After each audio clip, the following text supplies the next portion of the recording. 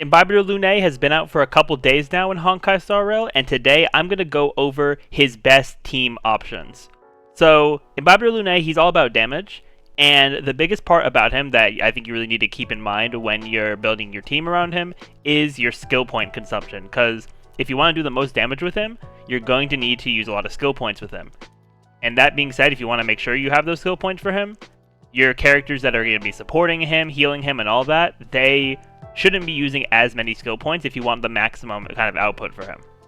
So I kind of divided up some characters into how I feel about them being on his team, but I do think all the characters on here are going to be very good options, just some are going to be better than others, which I'm going to get into right now. So starting with the support characters for him, starting out here for Harmony, I do think that Tingyun is probably going to be the best Harmony support for Imbibitor Lunae, just to have the most consistency. Because when it comes to the other, Harmony supports, which I'll go more into later, they need to be using their skill very consistently to be able to keep up their buffs, whereas Tingyun only needs to use her skill once every few turns, so you don't have to worry as much about keeping her buff up for Imbibitor Lunae. Then next, we have Silverwolf. Silverwolf is great because she can change the enemy's weakness to imaginary, which is going to be really good for getting weakness break with some of Imbibitor Lunae's enhanced basic attacks, especially like the later ones. And with her, all types of resistance shred, her, defense debuffs, her speed debuffs, Silverwolf is going to be very solid with Imbibitor Lunae, like she is with basically like any DPS. And her skill not needing to be used every single turn definitely puts her above some other characters, since you will be able to keep that imaginary weakness on the enemy for I believe it's 2 turns. So it's not it's not as much of a skill point drain in comparison to some of the other supports that we'll talk about later. And then lastly, for the best supports, I also put Pela on here because Pela's main, role on the team is going to be to lower the enemy's defense, and she mainly does this through her ultimate. So it's perfectly fine to not use her skill in a lot of situations. I would really say the only time to use her skill is if you're fighting an enemy that has a buff that you want to get rid of, like if you're fighting the Sanctus Medicus generals and you want to get rid of the healing, like the healing thing that he has, what he summons as reinforcements. That's really good if you want to take the buff off of the Mara-struck soldiers for the revive. You can do that with Pela, but other than that, you're pretty much just going to be using her basic attack, which is fine to build up her energy, and then her ultimate will let you do a lot of damage. So pairing that with like Tingyun, for example, can be really good, because you can lower their defense with the ultimate, then Tingyun can buff Imbibitor Lunae, and then Imbibitor Lunae can deal damage to all those enemies with with his Fulgurant Leap.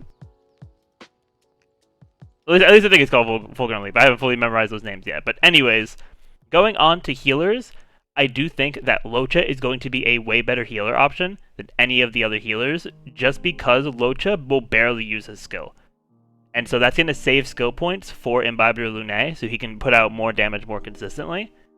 Since Luocha's healing will mainly revolve around his ability to use his skill passively every couple turns, as well as his Abyss Field, which will, heal as people do damage. And since Imbibitor Lunae is going to be doing a lot of damage, the healing on the team should be pretty good overall with the Abyss Field. And then, in those worst case moments, the skill will activate automatically and you won't use any skill points for it.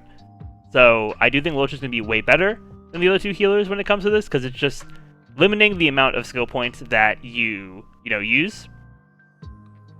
Now, to go on to some other support characters, I have the other 3 Harmony characters on here, Bronya, Yukong, and Asta. I do think they all could have a place on an Imbibitor Lunae team, especially if you don't have Tingyun. I just think Tingyun is going to be the most consistent option in making sure you have enough skill points for Imbibitor Lunae. So starting with Bronya, as I've said, for a lot of DPSs, I think Bronya is probably the best overall Harmony support, but I do think that her and Tingyun are relatively close, when built properly, and I do think that Tingyun is going to have better synergy with characters as opposed to Bronya, and vice versa. Like, they're going to have different synergies with different characters. I might make a video on that as well, but yeah, Bronya here, since she does have to use her skill basically every turn if you have a skill point to boost the the damage dealer to give them another action plus more damage. It does end up being a little bit costly. In my little bit of testing I did yesterday, I did find moments where with Bronya and Imbibitor Lunae that it was kind of difficult to make sure I have enough skill points at times, so it definitely is a little bit unoptimal there, but Bronya can still provide a lot of buffs, and if you're able to have enough skill points, she can do a lot of damage, or she can make him do a lot of damage. Then for Yukong, she definitely is harder to use than all the other Harmony characters, but since she does have parts of her kit that boost the damage of Imaginary, she will have some good synergy with Imbibitor Lunae, and also being able to increase his crit rate, crit damage, all that stuff, plus with her roaring bowstrings. You just have to build her properly with the right speeds to make sure that Imbibitor Lunae can attack while roaring bowstrings is still active. Then for Asta, I think Asta is going to be at her best if you're really in those AoE situations, which also Imbibitor Lunae really thrives on, because her attack buff is going to be based on how many charges she has, and she gets more charges when she attacks more unique enemies. So she could definitely be a very good option, but similarly to the other ones in this other supports tier, I do think that the fact that they all have to use their skill very consistently, you're just going to be taking skill points away from Imbibitor Lunae, and that's probably not going to be the most optimal thing ever. And sure, you'll have your Squama Sacrosancta for Imbibitor Lunae to offset it a little bit, but even with that, when I was testing with Bronya, there were still times that I struggled to justify using Bronya's skill, because I was like, if I use the skill here, I won't have enough to get a really good attack off with Imbibitor Lunae. Then lastly, we have the other healers, being Bailu and Natasha. Now, I do think that they both can definitely work, and plus if you are running the HP relic set with the 4-piece bonus, you do get to start battle with an extra skill point, which is helpful. But they do, they both need to use skill points to do their skill heal. And then, they can heal from the ultimate as well, but, you might find yourself in situations where you do need to, specifically heal characters with them. So that's just going to take skill points away from Imbibitor Lunae. But even with that, I do think they would still be, they'd still be good options. Like, when I tested Imbibitor, I did use Bailu, since I don't have Luocha. And obviously, I can't test him in Memory of Chaos because I don't have Imbibitor Lunae. But from what I was testing it, I think Bailu will be pretty fine, as long as you're using her heals only when you need them.